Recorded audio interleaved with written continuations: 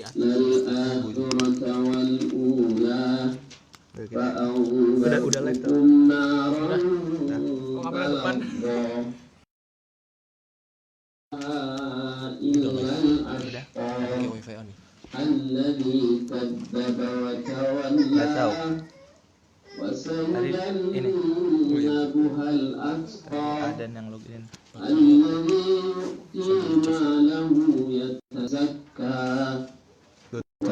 Dua tujuh.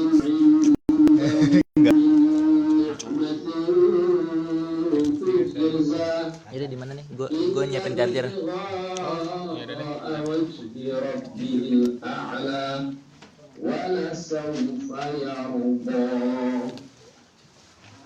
Sadaqallahul azim wa barakallahu lana wa lakum fil Qur'anil azim. Ikhwani wa ahibati fillah. Oh, depan aja. Hampir tidak ada satupun surat di dalam Al-Quran yang di dalamnya tidak ada tema tentang hari akhir atau tema tentang akan adanya kehidupan sesudah kematian.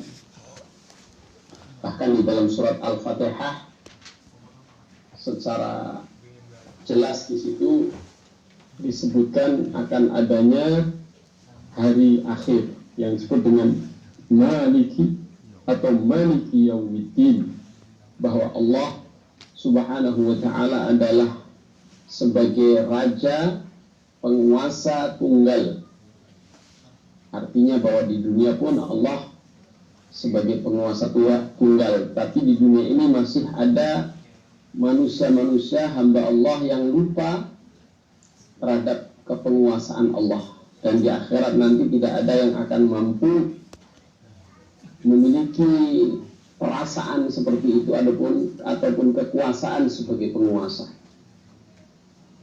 Pada hari nanti seluruh kekuasaan akan dipegang dan tidak ada sedikit pun kemampuan manusia untuk mengklaim sebagai penguasa.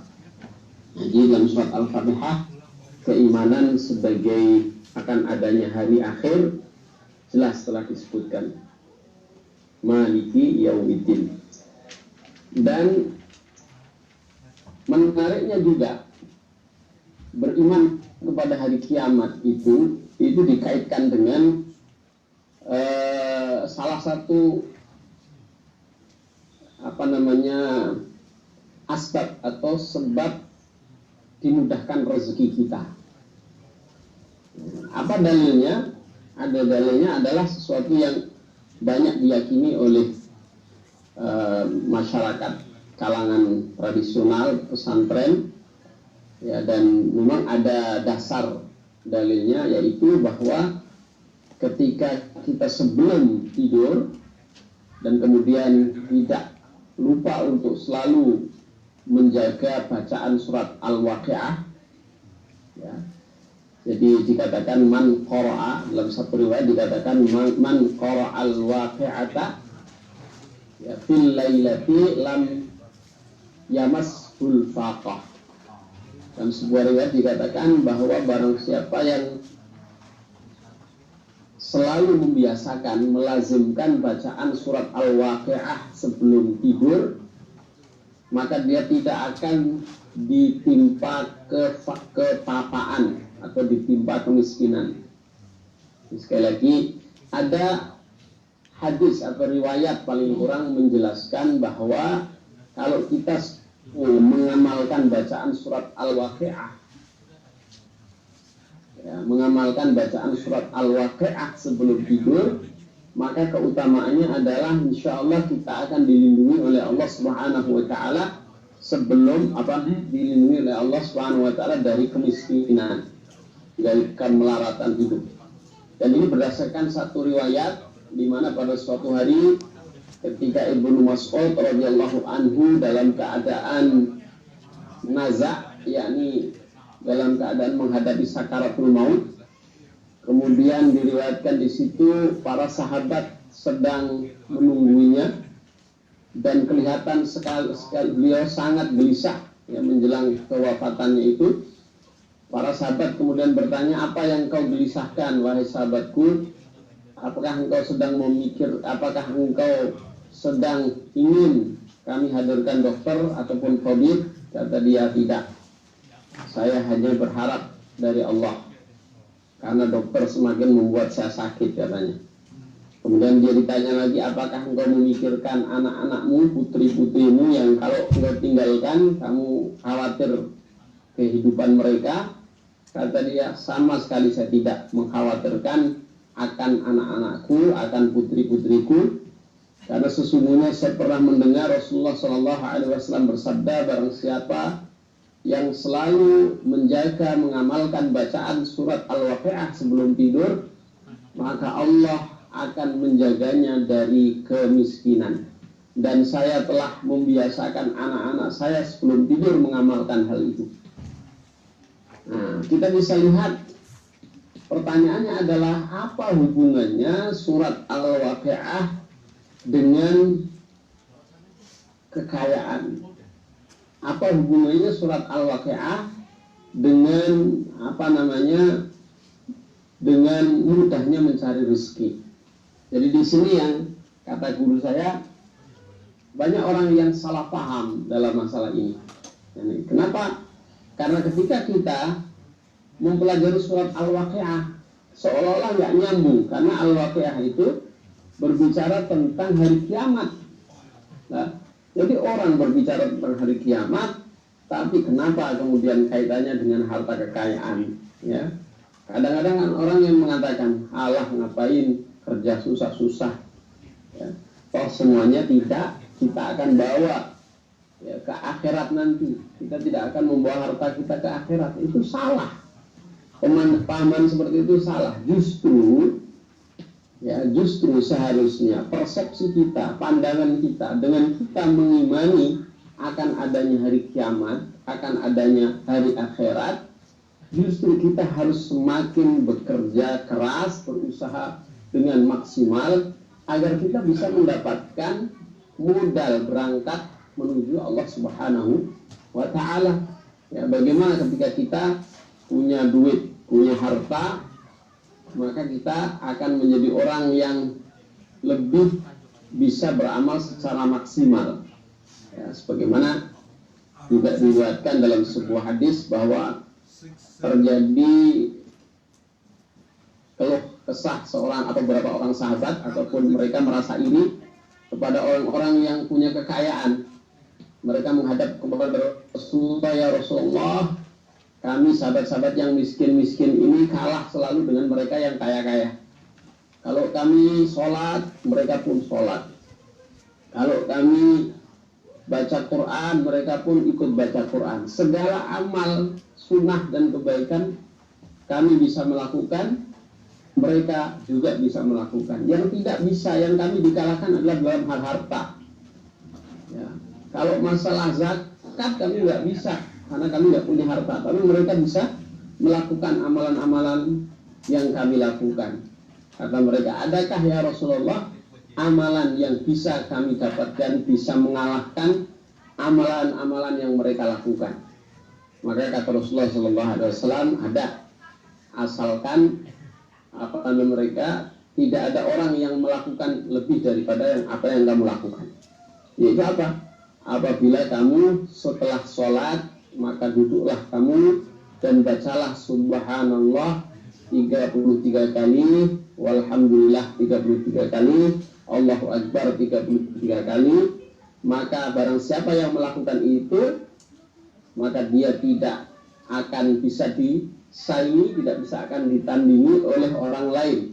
Jadi amalan itu adalah amalan yang pahalanya maksimal dalam masalah amalan sunnah. Maka mereka pun diam-diam melakukan. Ya, mereka yang menghadap pada Rasulullah melakukan habis sholat wiridan itu. Lama-kelamaan sahabat-sahabat yang kaya ini pun dengar yang mereka lakukan.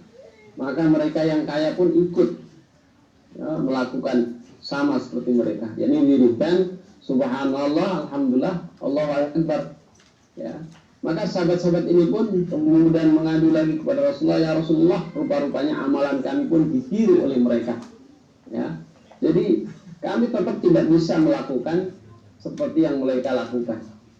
Kata Rasulullah, kadzalika yaf'alullahu ma yasha. Itulah ya, apa yang Allah kehendaki, memberikan kelebihan kepada satu orang dan kemudian mungkin tidak kepada orang lain. Ini adalah kehendak Allah Subhanahu wa taala. Intinya bahwa kaitannya dengan beriman dengan hari kiamat ini seharusnya ya, membuat orang itu semakin termotivasi untuk beramal, sehingga ketika kita banyak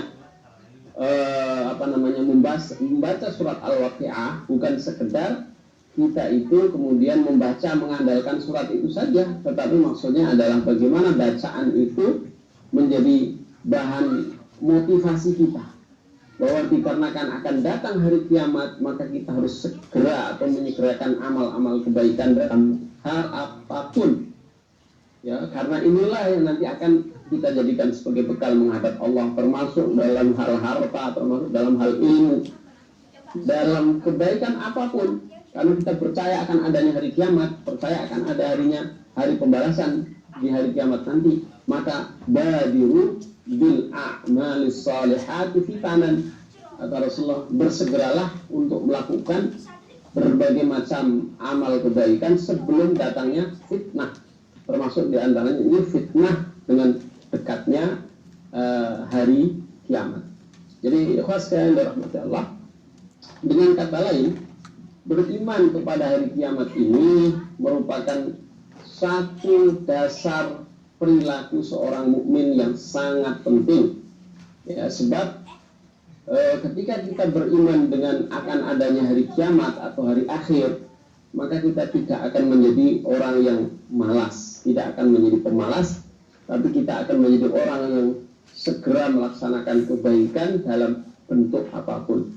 Sampai kemudian Rasulullah SAW menyebutkan di dalam sebuah riwayat bahwa idza kana biyadi ahadikum fasilah, kalau seandainya ada salah seorang dari kamu sedang memegang sebuah ataupun setangkai bibit tanaman ya, fasilah itu adalah bibit kurma, kemudian dia akan menanamnya, kok tiba-tiba dalam sedetik kemudian kiamat akan datang ya, sekalipun kita akan menanam dan kita tahu sedetik kemudian kiamat akan datang, kata Rasulullah, jika kamu mampu menanamnya tetap tanam ya. Jadi kalau kamu mampu menanamnya tetap tanam.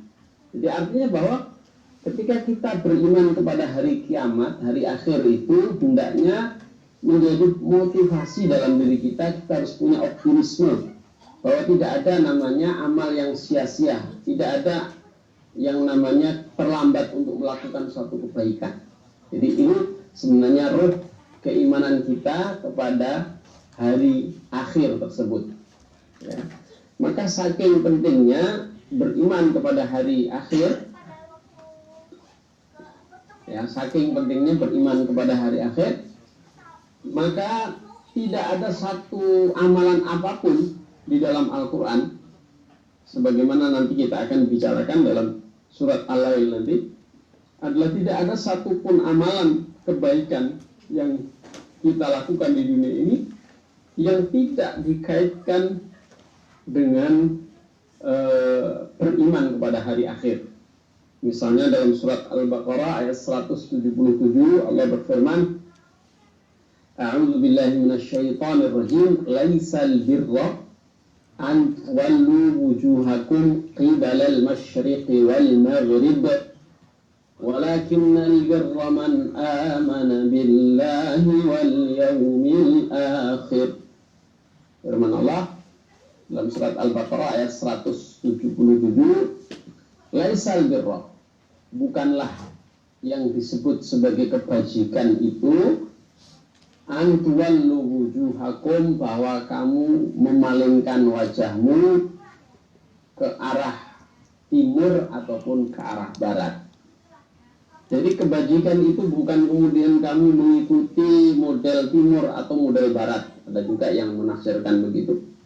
Bahkan kebaikan itu tidak kemudian kita mengikuti budaya timur atau budaya barat. Kamu berorientasi ke timur, ke barat, ke utara, ke selatan. Bukan itu yang disebut sebagai kebajikan. Tapi kebajikan yang sesungguhnya itu adalah man amanah walakinnal birra, akan tetapi yang disebut dengan kebajikan itu adalah an tuwallu wujuhakum qibalal masyriqi wa an amana billahi wal yaumil akhir. Tetapi kebajikan yang sebenarnya itu adalah yang penting engkau memiliki keimanan kepada Allah dan punya keimanan kepada hari akhir. Ini sebenarnya rohnya. Oleh sebab itu silahkan dalam konteks ini Anda mencari apapun, ilmu, harta, ya. Tetapi bagaimana landasan pencarian kita itu harus didasari atas keimanan kita kepada Allah dan kepada akan adanya hari akhir. Ya. Kita mungkin sebagaimana dalam riwayat yang terkenal misalnya utlubul ilma walau bisin misalnya, tuntutlah ilmu meskipun sampai negeri Cina. Katakanlah ini bukan riwayat sahih dari Nabi, tetapi spiritnya, asal daripada spirit belajar ini sesungguhnya sudah dijiwai oleh seluruh umat Islam. Ya, didukung seperti misalnya hadis sahih yang mengatakan bahwa al-hikmatu dhalatul mu'min, hikmah, wisdom, kebijakan atau segala yang membawa kebaikan untuk manusia itu sebenarnya adalah misi pencarian oleh orang Islam, tujuan pencarian kebaikan oleh orang Islam. Maka dimanapun kita bisa memperolehnya, maka kita berhak untuk mendapatkannya. Ya, sebagaimana antum sekarang mungkin sedang mencari ilmu di Jepang. Ya, kebaikan dalam arti ilmu yang kita cari ini sebenarnya adalah ilmu untuk manusia sebagai kebaikan ataupun sesuatu kemanfaatannya sangat universal. Dan itu adalah sesungguhnya kemanfaatan yang dibutuhkan oleh seluruh umat manusia. Dan oleh karena itu ketika dasar pencarian kita itu adalah Bismi Rabbika, atas nama Tuhan kita, atas nama Allah, dan dalam rangka keyakinan kita bahwa semua ini akan menjadi bekal yang sangat penting untuk bekal kita di yaumil kiamah nanti, maka tentunya itu penting, bahkan untuk beberapa kalangan tertentu menjadi wajib untuk kita lakukan. Ya. Jadi sekalian dirahmati Allah, sebagaimana tadi ya di dalam surat Al-Lail Allah Subhanahu wa taala telah menyebutkan satu kata yang menjadi menunjukkan bahwa Allah Subhanahu wa taala mengakomodir seluruh aktivitas kita, ya. Allah mengatakan sulit kamu bidang yang kamu geluti itulah syattah, itu bisa bermacam-macam. Ada yang ahli khusus tafsir Quran, ahli teknik, ahli komputer, ahli macam-macam. Lah sa'yakum, yakni usaha yang kita geluti di dunia ini bolehlah syattah, boleh saja. Enggak, orang Islam tidak hanya harus ngerti agama saja, dalam arti semuanya harus belajar agama, tak khusus ataupun spesifikasi di bidang agama. Tidak, karena Allah sendiri sudah mengakomodir semua kemungkinan orang bisa melakukannya, ini adalah syattah. Ya, akan tetapi kayaknya ini yang penting. Ya, bagaimana ketika kita punya usaha dari berbagai macam bentuk usaha kita, tetapi harus dibingkai dalam keimanan kita kepada Allah dan hari akhir. Nah, ini yang penting. Ini yang membedakan antara orang Islam, orang mukmin dengan orang non-muslim, orang kafir. Jadi kalau mereka mungkin mencari dan berprofesi sebagai apapun, mungkin semata-mata untuk dunianya, ketika mereka tidak mempunyai keimanan seperti kita. Ya. Maka kita boleh berkarya, berprofesi dalam bidang apapun, tetapi ada bingkainya. Yang pertama adalah fa'amma man a'ta wattaqa. Bingkai yang kita miliki yang pertama adalah ketika kita memperoleh apa yang kita cari, ketika kita mencari sesuatu atau berusaha sesuatu, maka sesuatu itu tidak semata-mata untuk kita. Ya, yang pertama adalah akto. Kita harus berbagi. Ya.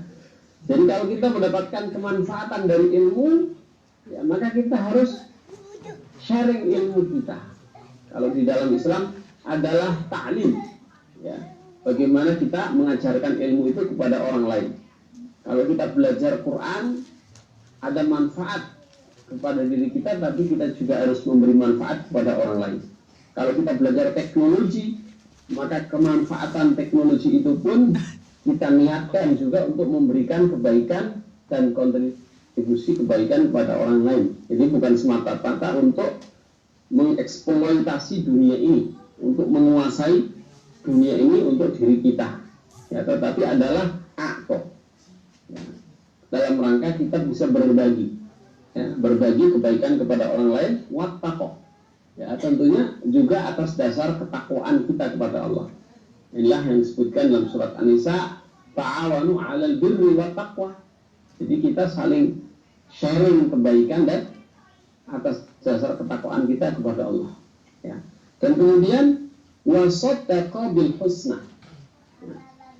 Jadi apa yang kemudian kita miliki, apa yang kemudian kita usahakan, bukan semata-mata karena ini kesempatan saya hidup, tidak.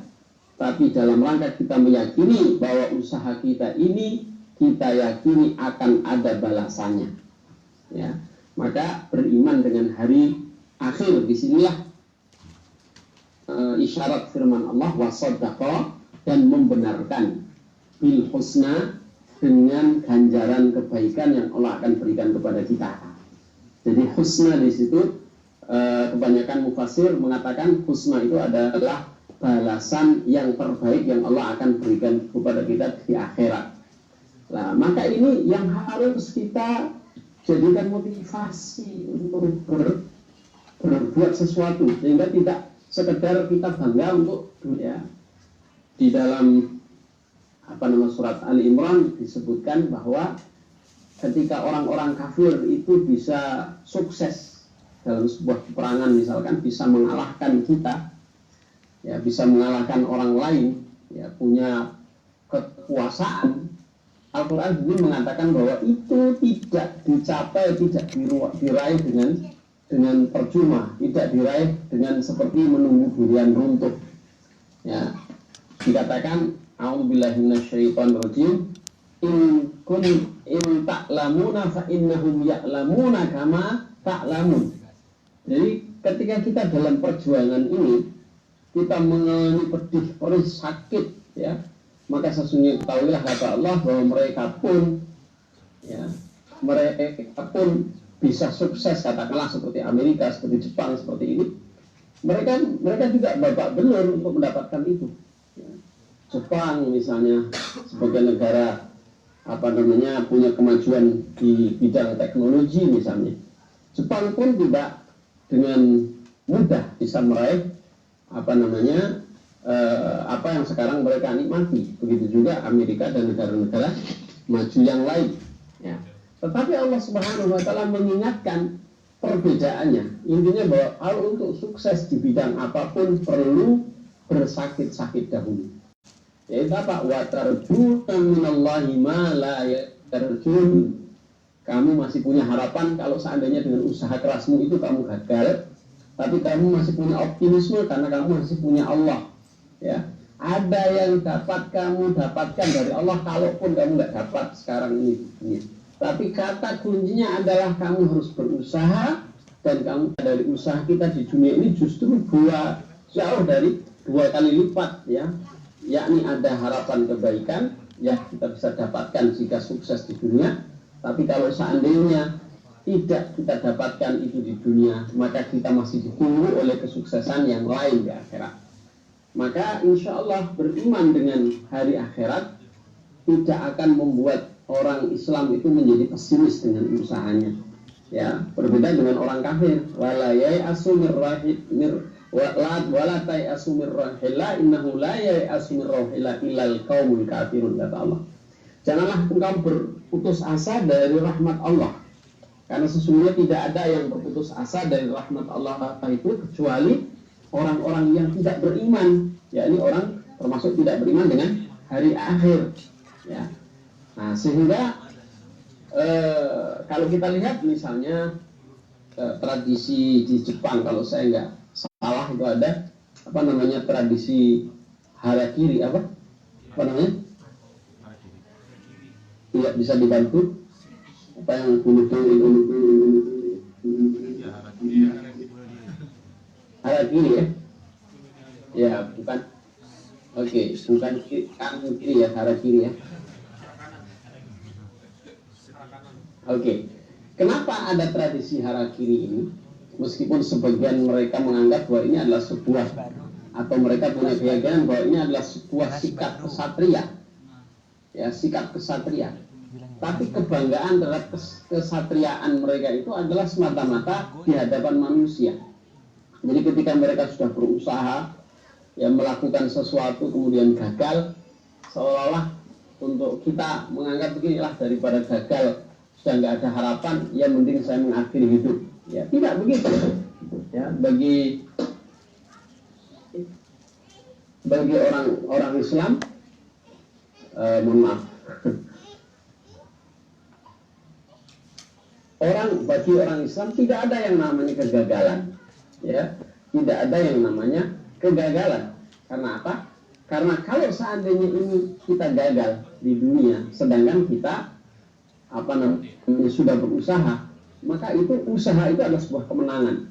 Ya, gagal baru dikatakan bahwa kalau kita tidak berusaha. Ya, kalau kita tidak berusaha itulah gagal. Tapi kalau kita sudah berusaha dengan maksimal, kemudian kita tidak dapat apa yang kita usahakan di dunia, maka di akhirat insya Allah pahala ataupun kebaikan dari usaha kita yang tidak kita dapatkan di akhirat itu, di dunia ini insya Allah kita akan dapatkan di akhirat nanti.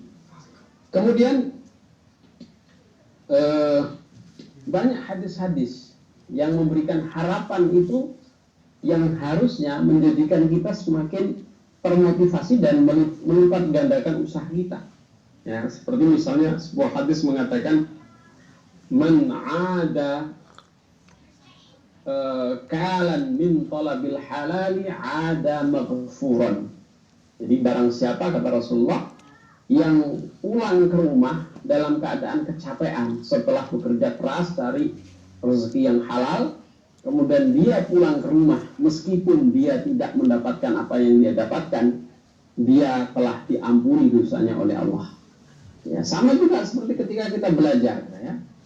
Belajar, pergi ke kampus dengan segala kepenatan dari kecapean kita, itu kalau kita niatkan semuanya adalah untuk Allah, ya, untuk mengikuti perintah Allah, maka sesungguhnya belajar kita, kerja kita dengan segala susah payahnya itu masih dapat kita harapkan kebaikannya insya Allah di dunia dan di akhirat. Dan begitu juga dalam masalah doa misalnya.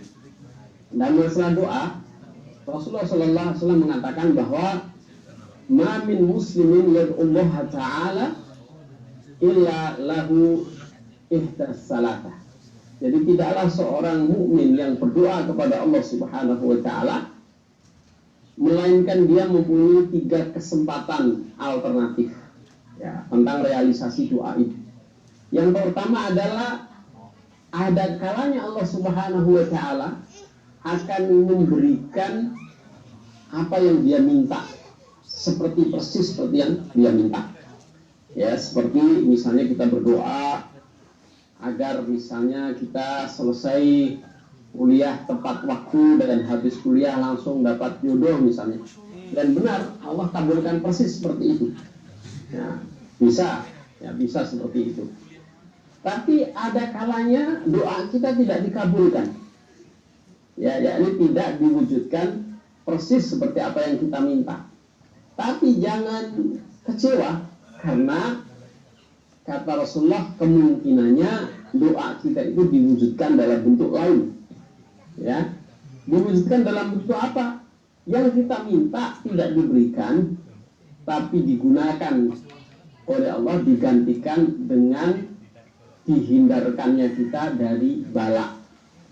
Ya, seperti tadi kita minta jodoh tepat waktu tahun sekian setelah kelulusan kita, ternyata tidak, ya, dikabulkan seperti yang kita minta.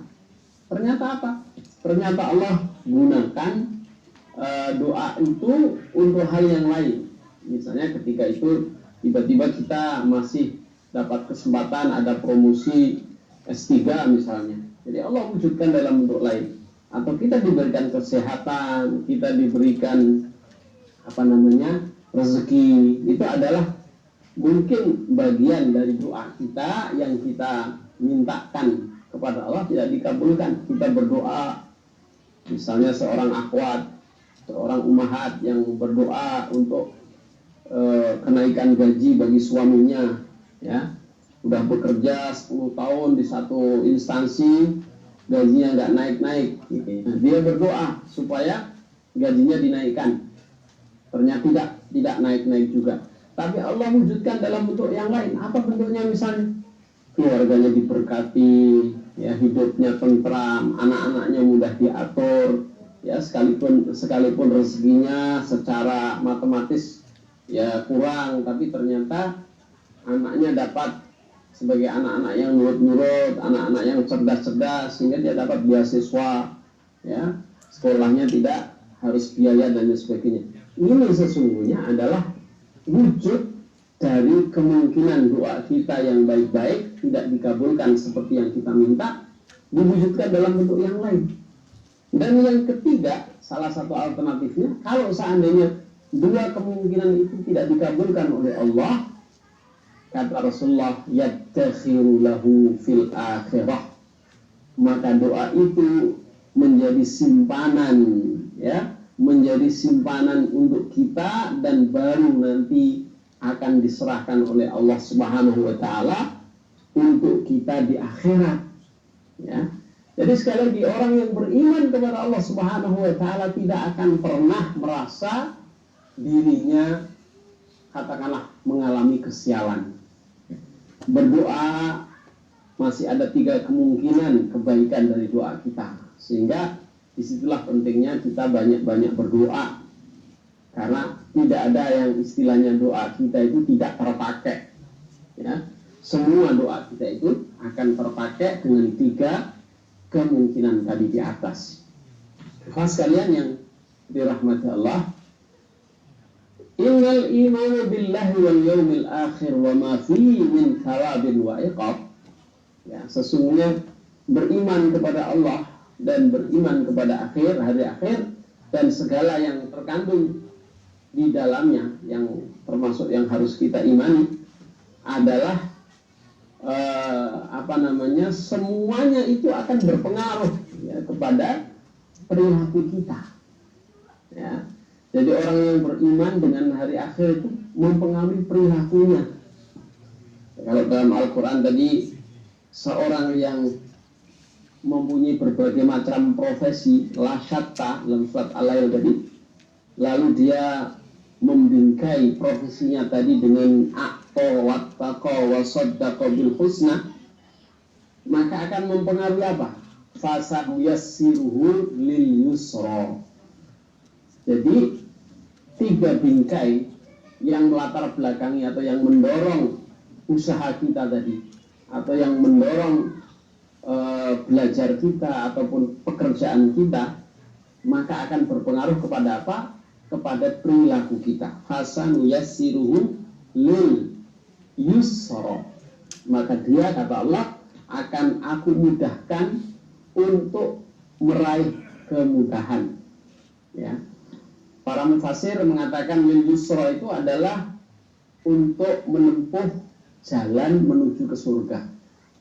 Jadi dengan kata lain, ketika kita itu mempunyai 3 bingkai tadi dalam sebagai apapun, sebagai berprofesi sebagai apapun, ketika kita bingkai dengan selalu mudah untuk sharing kebaikan dengan orang, selalu mengawal diri kita dengan ketakwaan, dan selalu yakin dengan pahala kebaikan yang Allah sediakan kepada kita di akhirat nanti, maka kita akan dimudahkan oleh Allah menjalani kehidupan ini ke arah yang baik. Ya, para ulama mengatakan ini yusra apa? Yakni dimudahkan untuk menempuh jalan yang semuanya membawa kaki kita menuju ke surga. Ya, insya Allah. Jadi apa yang kita lakukan semuanya akan membantu kita, menolong kita, mengarahkan kita, insya Allah untuk meraih kebaikan demi kebaikan. Bahkan kata Ibnu Mas'ud, bagi seorang pelajar yang sedang bersusah payah untuk menuntut ilmu, maka setiap huruf yang dia pelajari itu akan menjadi pahala dan kebaikan untuk dia. Setiap langkah kaki yang dia tempuh itu juga menjadi tambahan bekal kebaikan untuk dia. Jadi semuanya ada nilai. Ketika kita bekerja sebagai seorang pekerja dengan profesi apapun yang halal yang kita jalani, setiap peluh, tetesan peluh keringat kita itu juga menjadi kebaikan, celengan-celengan kebaikan. Ya, bahkan mimpi kita pun itu menjadi kebaikan, karena itu menjadi niat untuk kita jalani hidup ini dengan senantiasa mengarahkan kita menuju kepada Allah Subhanahu wa Ta'ala. Ya, jadi dia akan al-muwajjihu ili sulukil insan sabilal khair. Jadi dia akan mengarahkan manusia atau mengarahkan diri kita untuk menuju jalan kebaikan. Bahkan walaysa hunaka ayyu qanun min qawaninil bashar yastati'u an yaj'ala sulukal insani sawiyan mustaqiman kama yasna'ul imanu bil yaumil akhir. Ya, bahkan tidak ada satupun sistem di dunia ini, model undang-undang kayak apapun di dunia ini yang mampu mengarahkan manusia untuk berperilaku lurus, ya, untuk berperilaku istiqomah seperti yang dibuat sistem ini oleh orang yang beriman kepada hari akhir. Ya, maka dulu kalau di tradisi orang Jawa misalnya, kalau ada orang yang berbuat tidak benar ataupun berbuat zalim kepada orang lain, ya, berbuat aniaya kepada orang lain, biasa orang mengatakan koyo ora eling mati. Jadi seperti dia tidak ingat kalau dia dirinya akan mati. Kenapa? Karena bagi orang yang beriman dengan hari akhir, kematian itu adalah sebuah kehidupan baru. Ya, di mana ketika kita tidak memiliki kebaikan kepada orang lain, tidak punya kemanfaatan kepada diri kita dan orang lain, maka nanti kita akan sengsara hidup dalam kehidupan yang sebenarnya di akhirat nanti. Ya, maka ingat mati itu, yakni ingat akan konsekuensi dari kehidupan kita sekarang ini. Maka Rasulullah mengingatkan kepada kita agar kita banyak-banyak mengingat kematian, yakni mengingat konsekuensi dari apa yang kita lakukan ketika kita masih hidup. Ya, aksiru dzikral maut, kata Rasulullah, perbanyaklah ingat akan kematian. Kenapa? Fa innahu yuzawwidu fid dunya. Karena dengan orang ingat akan mati, yakni akan hidup di alam akhirat nanti, dia akan membuat dirinya terkawal, terkontrol terhadap dunia ini, sehingga tidak rakus ya terhadap dunia ini, dan dia berusaha untuk mencari bekal. Ya, sebagainya dalam sebuah syair Arab mengatakan raqban ilallahi bi ghairi zadin. Aneh kalau kemudian ada orang yang menuju atau kembali menuju kepada Allah tapi tidak punya bekal. Ya, Allah mengatakan bahwa semua manusia ini adalah kadihun ila rabbika kadham famulakih. Kita ini menjalani hidup ini sesungguhnya tidak ada lain adalah dalam rangka berjalan menuju kepada Allah, dan pasti kita akan bertemu Allah. Tapi heran kalau ada manusia yang jelas sadar tahu bahwa dirinya sedang menuju Allah tapi bi ghairi zadin, tanpa membawa bekal sedikitpun. Illa atqa wa amalal amadi, dan tidak ada bekal yang bisa kita andalkan untuk menghadap kepada Allah kecuali bekal ketakwaan dan amalan-amalan yang bisa kita bawa kembali nanti. Maka seperti tadi Kalau kita punya harta, bukan berarti harta itu tidak bisa kita bawa ke akhirat. Harta itu bisa kita bawa ke akhirat dengan beramal soleh. Kita beramal dengan harta kita. Bagaimana caranya supaya harta itu bisa kita dapatkan nanti di akhirat? Jadi dengan cara kita amalkan, ya, diinfakkan, disedekahkan, karena itulah harta kita yang sebenarnya nanti bisa kita temukan lagi ketika di akhirat. Wasabru fillahi 'alal jihad. Begitu juga ketika kita bersabar ketika menempuh jihad kita di jalan Allah.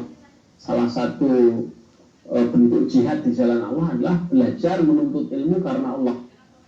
Jadi kalau antum misalnya walaupun di Jepang ini belajar ilmu dunia, ilmu teknologi, tapi antum meluruskan niatnya, misalkan saya ingin menguasai teknologi, apakah itu teknologi komputer, transportasi, ataupun teknologi persenjataan, apapun. Tapi kalau itu niatnya nanti dalam rangka membangun umat, ya, yang ekonomi misalkan berjihad untuk menguasai sistem ekonomi yang bisa diterapkan untuk kesejahteraan umat, yang di bidang teknologi begitu juga, maka itu masuk dalam kategori jihad, karena bergantung niat antum untuk apa, bukan sekedar pulang dengan membawa ijazah dan prestis karena bergelar doktor, ini dapatnya dunia saja, ya. Tetapi tentunya harus dilandasi atas keimanan kita kepada hari akhir, karena itu insya Allah akan menjadi bekal antum semuanya. Wa kullu zadin urwatun nafad, dan semua bekal yang kita anggap sebagai bekal kita itu akan terdedah atau terpapar kepada habis, ya. Semuanya akan mengalami nafad ataupun habis, illa at-taqwa wal birru war rasyad, ya, kecuali bekal yang membentuk ketakwaan kita, kebaikan kita, dan kita menjadi orang yang mendapatkan bimbingan dari Allah Subhanahu wa taala. Jadi lagi-lagi ikhwah sekalian dirahmati Allah, sekali lagi bahwa semua yang kita sebutkan tadi, ketika antum dalam berbagai disiplin ilmu, dalam berbagai karya, kemudian bisa membingkai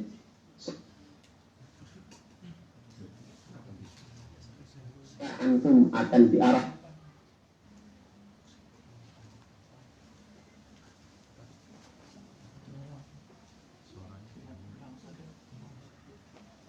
baik di dunia maupun di akhirat, ya.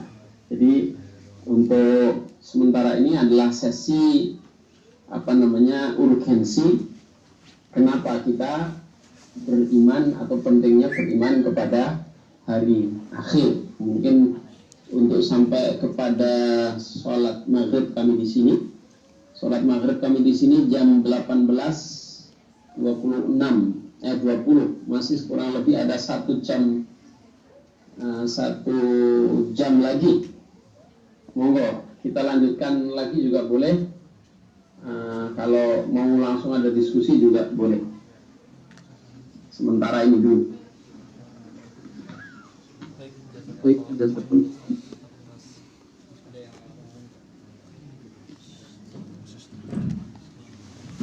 atas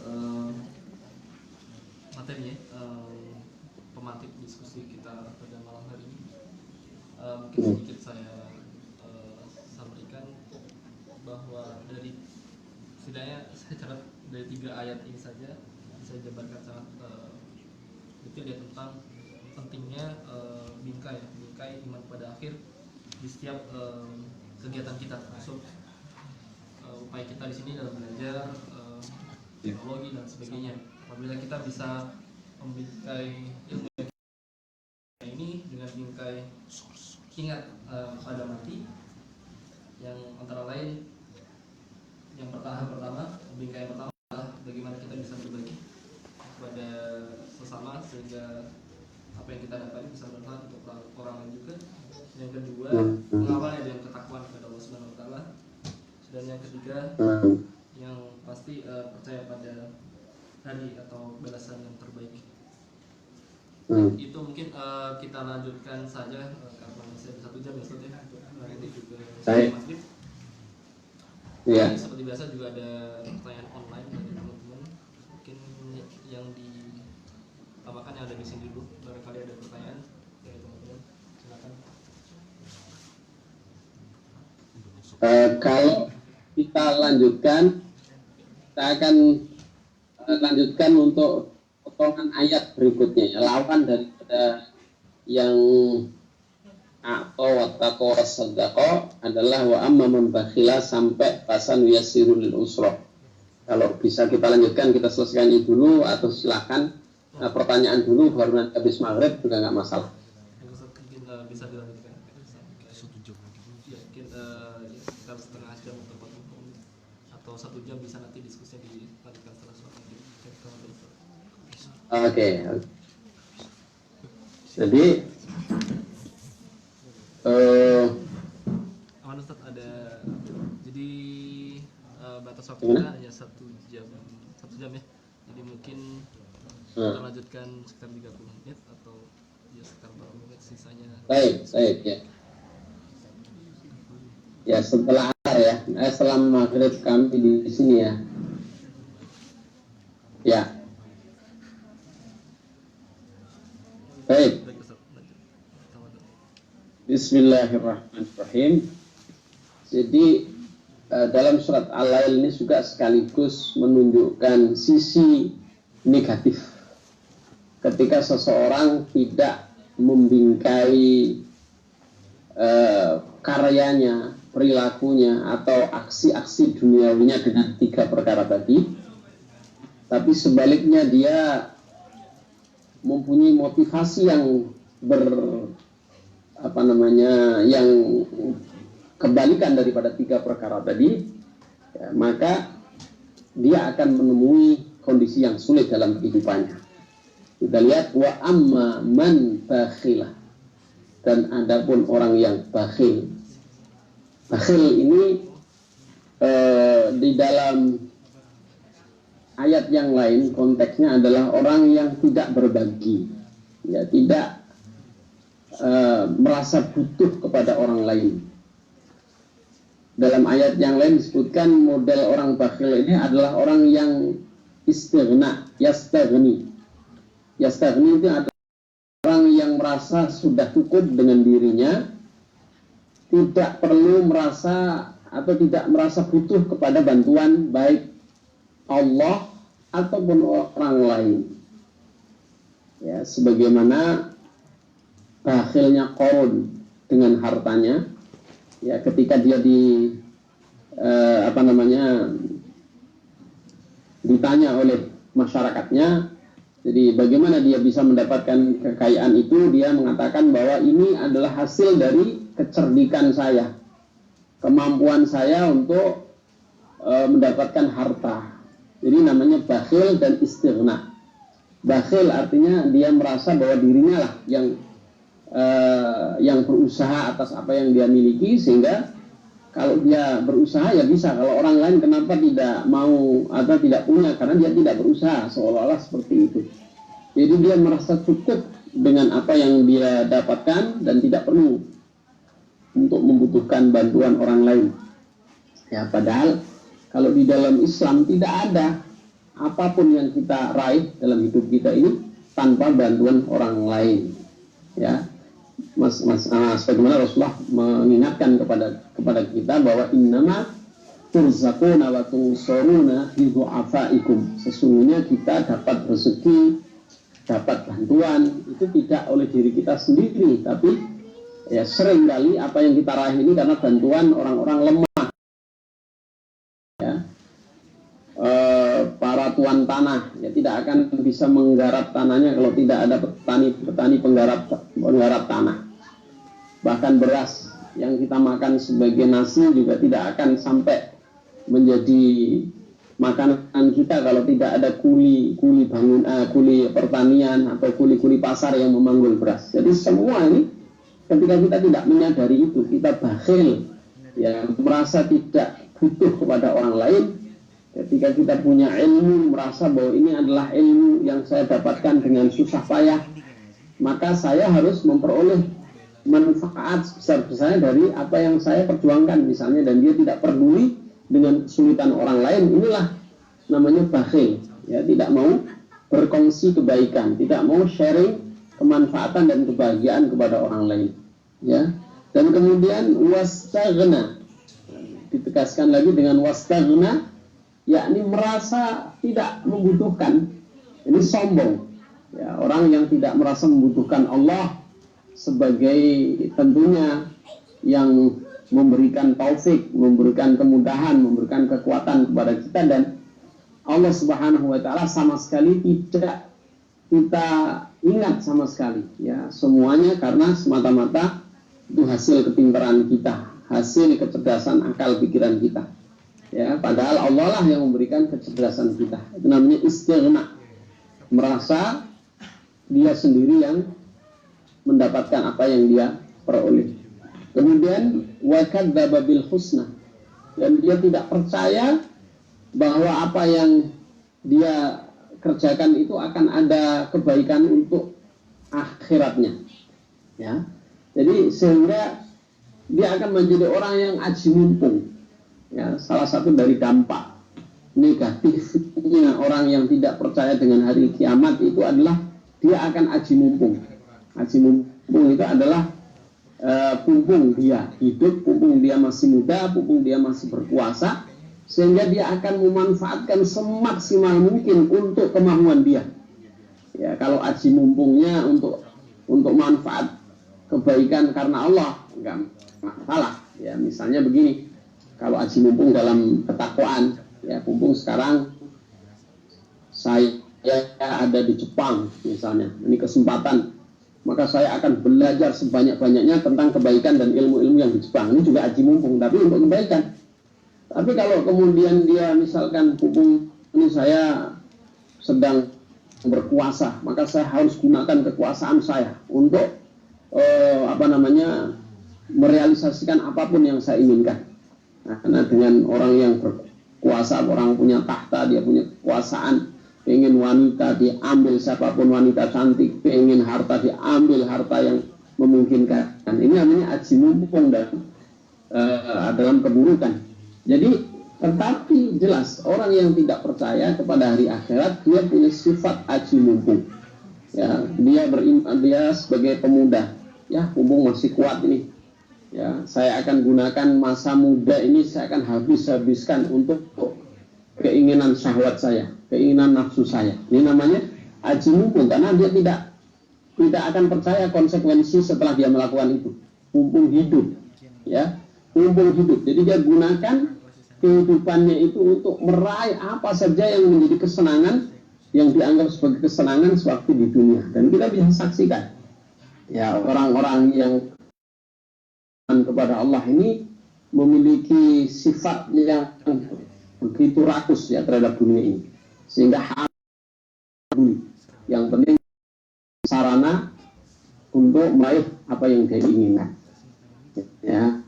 Sehingga jangan heran kalau kemudian orang yang tidak beriman dengan akhirat ini, ya, dia menipu, dia menyiksa, dia mengeksploitasi orang lemah, karena dia tidak punya rasa khawatir dan harus bertanggung jawab, ya, terhadap perilakunya itu, ya, tentang itu. Nah, karena dia tidak wakadzdzaba bil husna, dia mendustakan, dia percaya dengan kebaikan di akhirat nanti, ya. Jadi sehingga kalau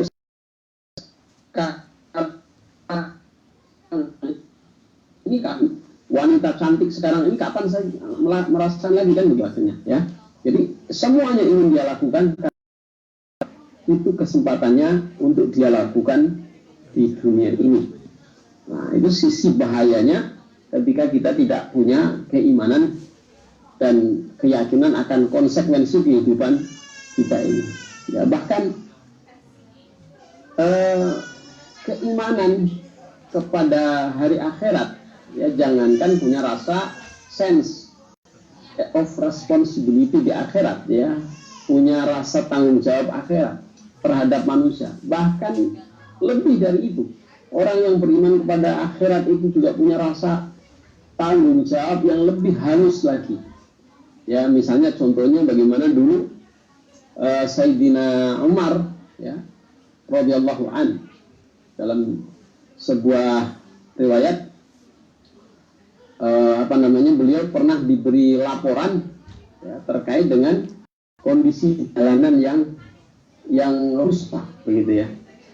Bahkan beliau mengatakan, wallahi lau atharat baghlatan fil Iraq la dhanantu anna Allah sayas'alani anha, ya, lima lam tasmuhu laha at-tariqa ya Umar. Dan ini saya yakin tidak ada dalam kehidupan pemimpin kita saat ini. Beliau mengatakan, ya, demi Allah, kalau seandainya ada, yakni seekor bagal, yakni seekor keledai. Bagal ini keledai yang dikawini oleh kuda, lalu mempunyai keturunan disebut bagal, sehingga besar tubuhnya di atas keledai, di bawah kuda. Jadi beliau mengatakan, kalau seandainya ada seekor keledai yang terperosok kakinya, ya, di jalanan kota Irak, ya, niscaya itu akan dipertanyakan oleh Allah kepada saya. Saya akan dimintai pertanggungjawaban oleh Allah di akhirat nanti. Allah akan bertanya kepada saya, wahai Umar, kenapa kamu tidak ratakan jalanan yang ada di Irak itu sebagai seorang pemimpin? Masya Allah. Rasa pertanggungjawaban ini bukan sekedar pertanggungjawaban terhadap pimpinan di dunia. Bahkan ini adalah rasa pertanggungjawaban yang begitu kuat dan sensitif, karena ini menyangkut nasib dia nanti di akhirat. Ya. Nah, sementara sekarang misalnya di negara kita ini jalanan banyak yang membuat celaka, ya, banyak nyawa yang melayang karena motor terprosok ke jalan, ya nggak peduli. Ya, barangkali karena dia hanya takut kepada pemimpinnya. Pada saat dia mengadakan kunjungan, baru dia ratakan jalannya dengan tergesa-gesa, kemudian setelah pimpinannya pergi tidak berkunjung lagi, seminggu berikutnya jalannya rusak lagi karena asal-asalan. Nah, jadi rasa ini yang begitu kuat, perasaan akan takutnya kepada Allah di yaumil akhir ini membentuk jiwa seperti itu, ya. Sehingga ancamannya begitu mengerikan, ya, kalau kita melihat bagaimana ketika orang tidak beriman kepada hari akhir. Jadi wa amma man bakhila wastaghna wa kadzdzaba bil husna, jika orang itu kemudian segala amal perbuatannya itu tidak dibingkai, ya, dengan dengan berbagi, dengan ketakwaan, ya, dengan harapan keimanannya kepada hari akhir, melainkan usahanya itu hanya semata-mata hanya untuk dirinya, ya, kemudian dia merasa cukup dengan apa yang dia miliki, tidak butuh bantuan orang lain, ya, dan dia tidak percaya akan adanya konsekuensi sesudah kematiannya, tidak beriman dengan hari akhirat, maka Allah katakan fasanuyassiruhu lil usra, maka dia akan dimudahkan jalannya menuju kepada kesulitan. Ya, apa yang dimaksud dengan jalan menuju ke jalan kesulitan, yakni seluruh perilaku dan tindak tanduknya ini dimudahkan untuk mengarah ke surga, ke neraka. Ya, ingat. Jadi kadang-kadang kita harus evaluasi diri kita. Ya, kenapa kalau kita berbuat buruk kok mudah sekali, untuk berbuat baik kok kemudian kita sulit? Evaluasinya adalah mungkin niat kita yang belum benar. Ya, mungkin niat kita belum benar. Untuk kebaikan kita sulit, untuk keburukan kok mudah sekali. Maka koreksi lagi terhadap bingkai tadi. Ya, sudahkah kita menjadi orang yang berkontribusi untuk orang lain, ya, mudah berbagi, banyak menolong orang, kemudian kita berusaha untuk membangun jiwa takwa kita, dan kita yakini seluruh sekecil apapun kebaikan itu pasti ada balasannya. Kalau kita belum punya jiwa kuat seperti itu, ya, jangan-jangan ini yang kemudian memudahkan kita untuk melangkahkan kaki kepada keburukan-keburukan, ya, bukan mudah untuk kebaikan-kebaikan. Ya. Ini ayatnya jelas bahwa ketika kita punya 3 sifat itu, maka insya Allah Allah akan tolong kita, mudahkan ya usaha-usaha kita untuk terus mengarah kepada kebaikan, yakni kepada jalan surga. Dan sebaliknya, kalau tiga hal itu tidak kita miliki, bahkan terjadi kontradiksi atau kebalikannya, maka justru kita akan dimudahkan dalam keburukan-keburukan terus dalam hidup kita. Na'udzubillah min dzalik. Mungkin itu, mungkin dalam waktu sekian menit ini insya Allah kita break dulu. Kalau masih ada yang mau ditanyakan boleh sebelum maghrib. Tapi intinya tadi bahwa pentingnya kita punya bingkai tiga perkara tadi. Kurang lebihnya mohon maaf, dan saya serahkan seterusnya untuk dipandu kepada diskusi sampai maghrib nanti insya Allah.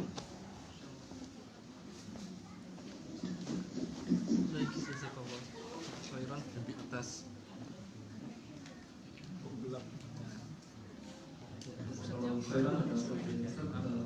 lanjutan dari Mas Ifran tadi, mungkin langsung kita lanjutkan dengan sesi diskusi. Barangkali ada teman-teman yang ingin bertanya kepada Ustaz terkait yang telah disampaikan oleh Ustaz. Mungkin pertanyaan langsung dulu, adakah sudah bisa disampaikan? Bukan suara di sana Mas. Aman, insyaallah Ustaz. Iya. Tadi yang sesi keluarga tadi mungkin agak terganggu dengan suara yang tadi. Baik, akan saya bacakan saja pertanyaan dari komen. Ini ada beberapa pertanyaan Ustaz. Pak. Yang pertama adalah dari Aziz.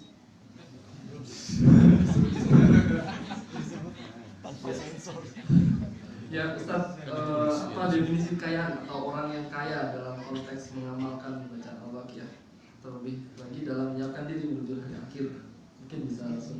Bentar, saya tak nutup jendela dulu ya. Suaranya kan tidak masuk ya. Nanti diulang lagi pertanyaan. Baik Ustaz. Bentar. Lampu. Tidak tolong.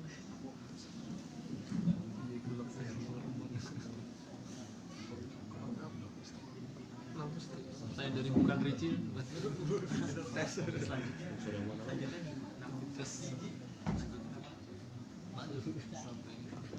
Wah, nyalain lampunya. Baik, alhamdulillah siap. Udah lebih terang juga, Ustaz. Tadi sempat Mohon diulang lagi. Baik Ustaz, ini ada pertanyaan online dari Aziz A. Ya. Saya baca ini. Ya Ustaz, apa definisi kekayaan atau orang yang kaya dalam konteks mengamalkan bacaan Al-Waqiah, terlebih lagi dalam menyiapkan diri menuju hari akhir? Mungkin teknisnya satu persatu saya baca. Iya. Jadi kekayaan dalam Islam itu ada dua istilah. Yang disebut pertama adalah ghinan nafsi atau ghinal ma'nawi. Yang kedua adalah ghinal madi. Jadi kekayaan yang dimaksud baik dalam konteks al-waqiah tadi atau secara umum di dalam Islam itu ada dua istilah kekayaan. Yang pertama disebut kekayaan maknawi, yakni kekayaan secara imaterial. Kekayaan imaterial tentunya adalah ketika seseorang memiliki jiwa dan kondisi spiritual yang baik. Itu adalah orang yang kaya jiwanya.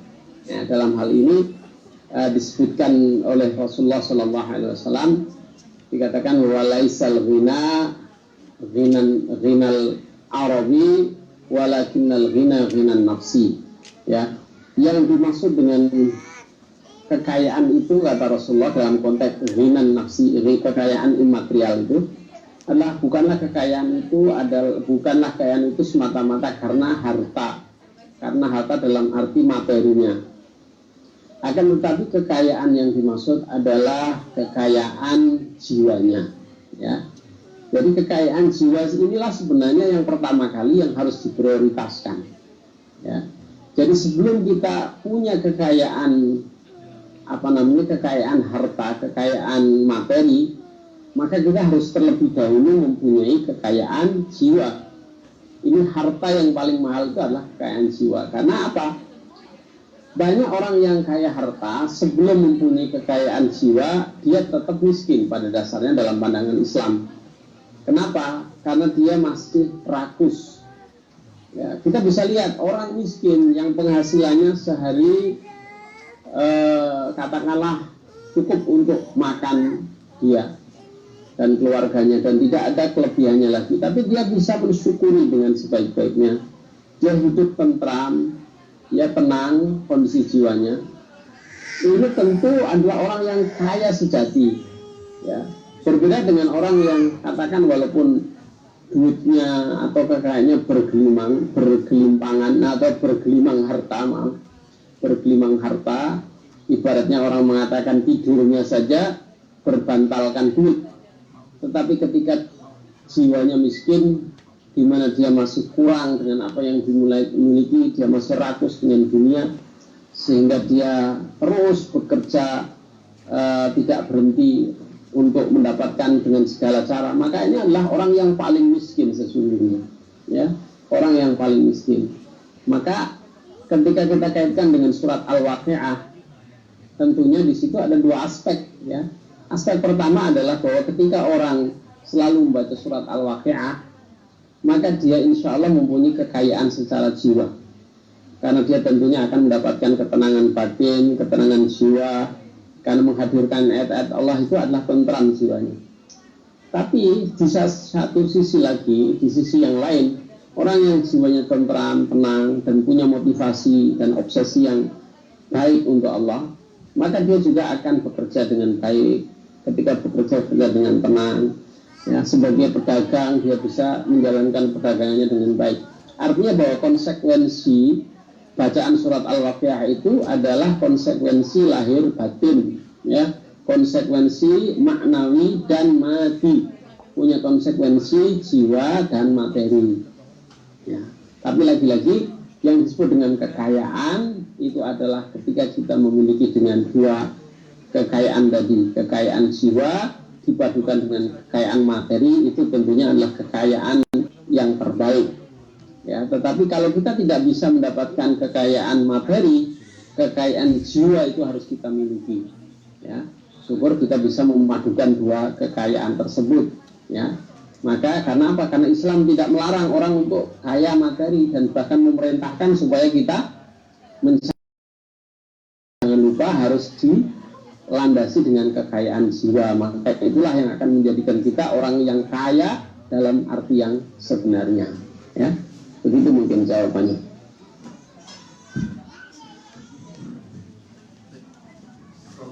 Bagaimana? Mungkin untuk pertanyaan selanjutnya ada pertanyaan langsung? Enggak. Belum ada ini. Bahkan yang ada di sini aja sampai pertanyaan yang baik, untuk pertanyaan selanjutnya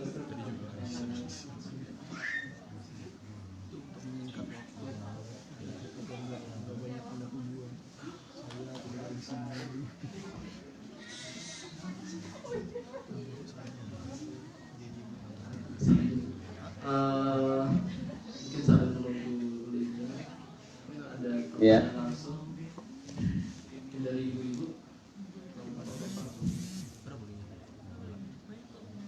Kalau di sana mau sharing juga nggak apa-apa, harus saya yang jawab, harus saya yang bertanya. Ini ada Ya. baik, untuk pertanyaan selanjutnya dari RSI. Apakah ada rahasia khusus Ustaz bagaimana dalam Al-Quran ini banyak sekali disandingkan iman kepada Allah dan iman kepada hari akhir? Ya, Baik, gitu aja. ya Ustaz, untuk pertanyaan ini. Ya, jadi betul apa yang saudara atau saudari katakan tadi, bahwa di dalam Al-Quran itu ada dua pasang ayat, ada ayat yang selalu mengandung dua sisi, dua pasang. Dan para ulama mengatakan bahwa menyebutkan sesuatu ketika disebut secara khusus, baik sendirian maupun dipasangkan selalu, itu pasti ada hikmahnya. Ya, seperti misalkan di dalam Al-Quran disebut wa aqimus shalah wa atus zakah. Ya, sholat itu digandengkan dengan menunaikan zakat. Ya. Ulama tafsir mengatakan bahwa ini menunjukkan isyarat seharusnya orang yang rajin sholat itu juga orang yang rajin berzakat. Dengan kata lain, kalau kita ini ahli sholat, artinya juga kita juga ahli zakat, dan dengan kata lain kita harus kaya. Ya. Sehingga orang yang rajin sholat itu bukan harus miskin, ya. Jadi orang yang rajin sholat itu harusnya dialah orang yang pelopor memiliki kekayaan supaya bisa zakat. Karena kalau sekedar sedekah saja, semua orang bisa sedekah ya dengan senyum. Tapi kalau zakat kan orang tertentu.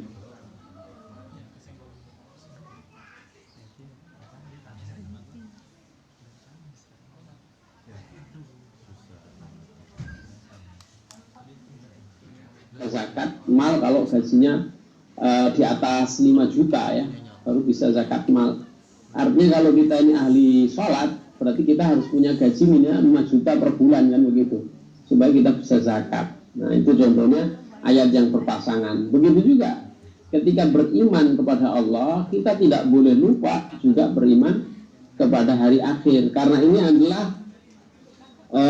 bingkai paling asas antara keimanan kita kepada Allah dengan keimanan kita kepada hari akhir. Sebab seluruh perilaku kita ya di dunia ini, sekalipun kita percaya adanya Tuhan, tetapi kalau kita tidak percaya dengan kehidupan sesudah ada kematian, ini juga sia-sia kita ya, sia-sia amal kita, sia-sia keimanan kita kepada yang lain ya, karena kehidupan ini kita akan teruskan lagi kepada satu kehidupan lagi yang disebut dengan yaumul akhir tersebut ya.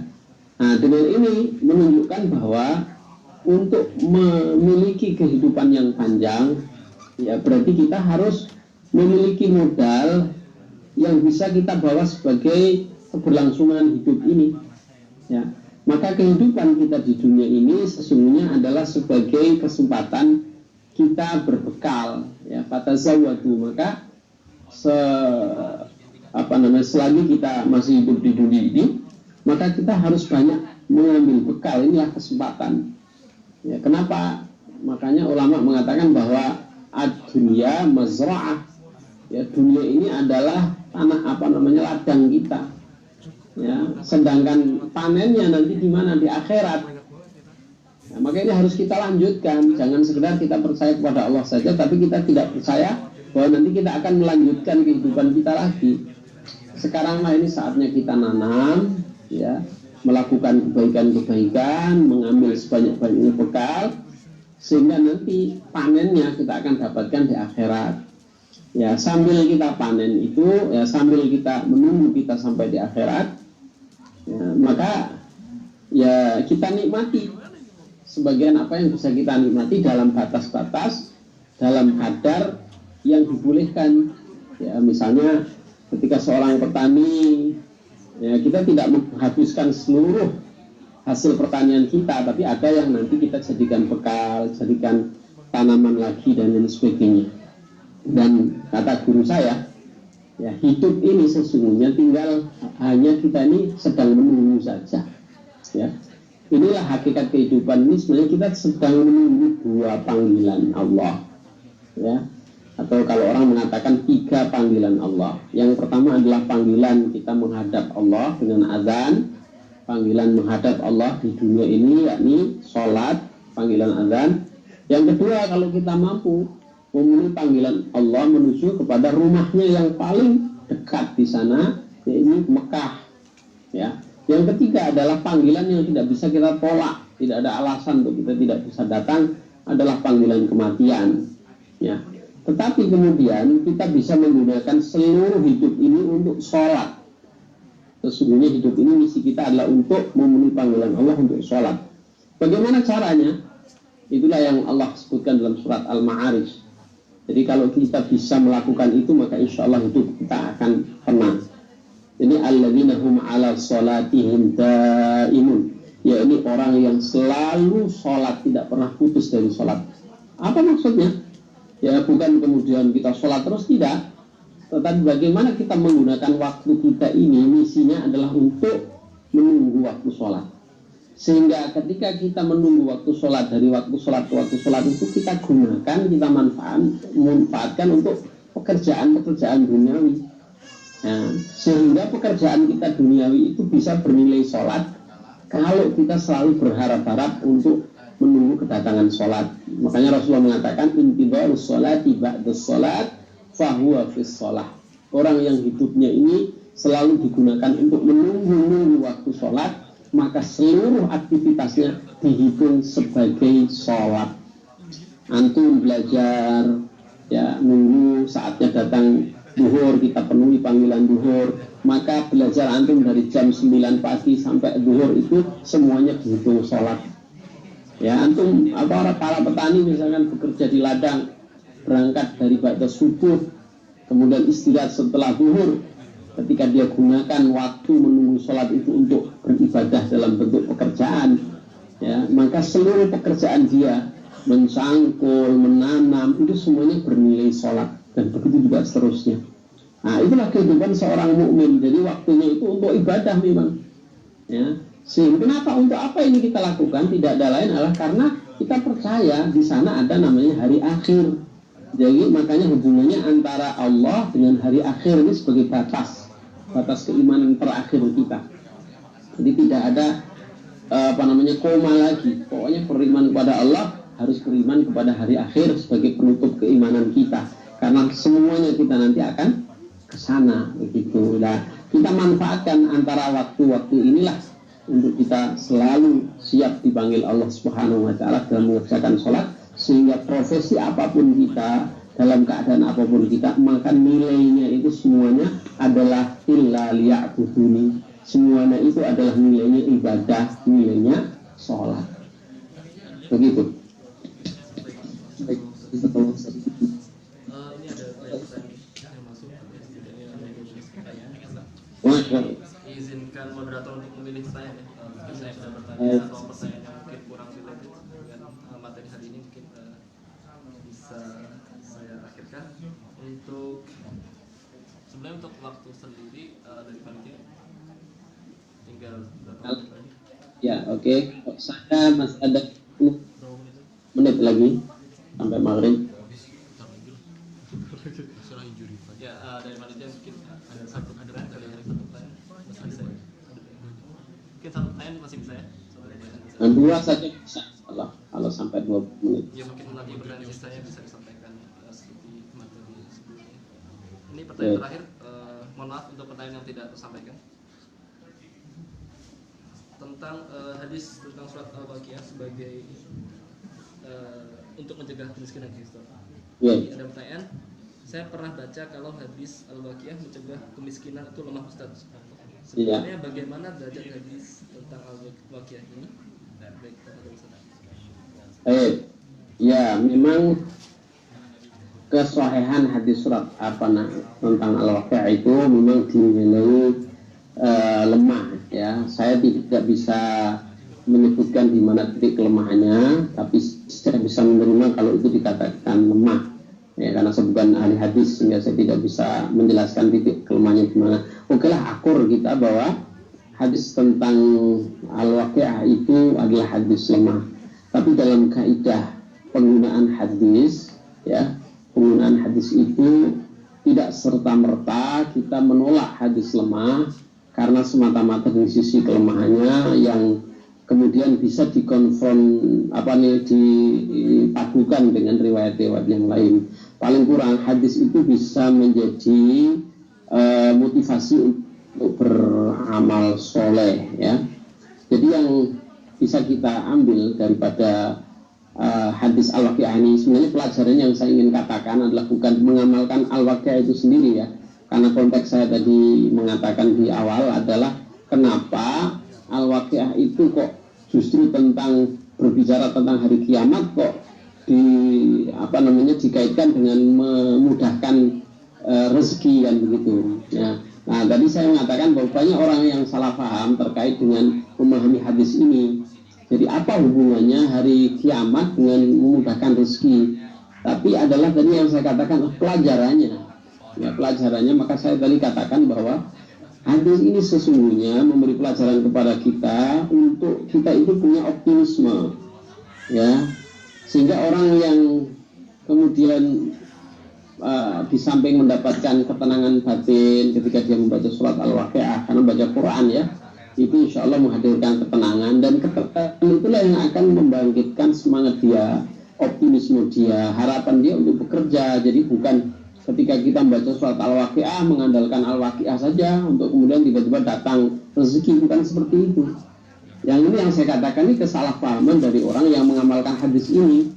Ya, tapi dia dengan adanya memahami ini kiamat ini akan terjadi, oleh karenanya kita harus bekerja keras, kan begitu. Seperti yang tadi saya katakan, hadis yang mengatakan kalau seandainya ada seutas atau setangkai tanaman yang ada di tanganmu, kalau pun kamu yakin sesaat kemudian kiamat akan datang, jika kamu mampu menanamnya, tanam. Ini artinya bahwa keyakinan kepada hari kiamat itu bukan membuat kita apatis, bukan membuat kita skeptis, bukan membuat kita pasrah, bungkokan begitu. Tapi justru harus membangkitkan semangat kita untuk bekerja. Kalau yang sedang belajar ya harus membangkitkan belajar dia, kalau yang sedang bekerja berusaha yang harus membangkitkan usaha dia. Kenapa? Karena dia meyakini bahwa semua yang dia lakukan itu sekalipun tidak dia nikmati hasilnya di dunia, pasti di akhirat nanti dia nikmati. Itu konteks saya gunakan redaksi hadis itu ya. Jadi tentang ini saya tidak kemudian mengatakan bahwa ayo kita amalkan Al-Waqiah dalam konteks hadisnya ya. Tapi dalam konteks pelajarannya kita ambil seperti itu tadi. Kita ambil bahwa ayo kita justru dengan memahami hari kiamat, hari akhir ini, memotivasi kita yang bekerja harus lebih giat bekerja, karena kita nanti akan mendapatkan balasan dari hasil usaha kita, walaupun mungkin tidak didapat di dunia ini. Itu konteks yang saya maksud tadi dalam hadis tersebut. Begitu. Baik, Ustaz, ya, semoga dengan dijawabnya pertanyaan terakhir ini semua teman-teman bisa mendapatkan pelajaran yang maksimal ya. Dan mungkin untuk ya karena waktu juga terbatas, di masih juga dilaksanakan Quran pas dan kita segera persiapkan sholat maghrib. Mungkin kita materi kali ini jazakallahu khairan atas ilmunya untuk membuka acara maghrib kali ini. Semoga kita bisa mengambil pelajaran sebisa mungkin. Barakallahu fikum. Baik, mungkin ada kalimat penutup atau bisa langsung di. Baik, insyaallah. Terima kasih kepada panitia khususnya dan kepada ikhwah yang Bapak Ibu sekalian yang berkenan hadir mendengarkan sharing saya, dan mudah-mudahan ada yang bisa kita ambil sebagai pelajaran dan memotivasi kita untuk bekerja, beramal dan melakukan segala kebaikan untuk kehidupan kita dunia dan akhirat. Dan saya mohon maaf jika sekiranya ada yang tidak berkenan, dan boleh silakan kalau nanti ingin selalu berhubungan saya melalui WA atau dengan Skype, nanti boleh kita janjian dulu kapan kira-kira bisa berkomunikasi insyaallah. Dan mudah-mudahan kita selalu mendapatkan taufik bimbingan Allah, hidayah, sehingga kita selalu istiqomah dalam kebaikan di dunia ini hingga bertemu nanti kita di surga insyaallah. Amin ya rabbal alamin. Dari saya demikian, walhamdulillah rabbil alamin. Wassalamualaikum warahmatullahi wabarakatuh.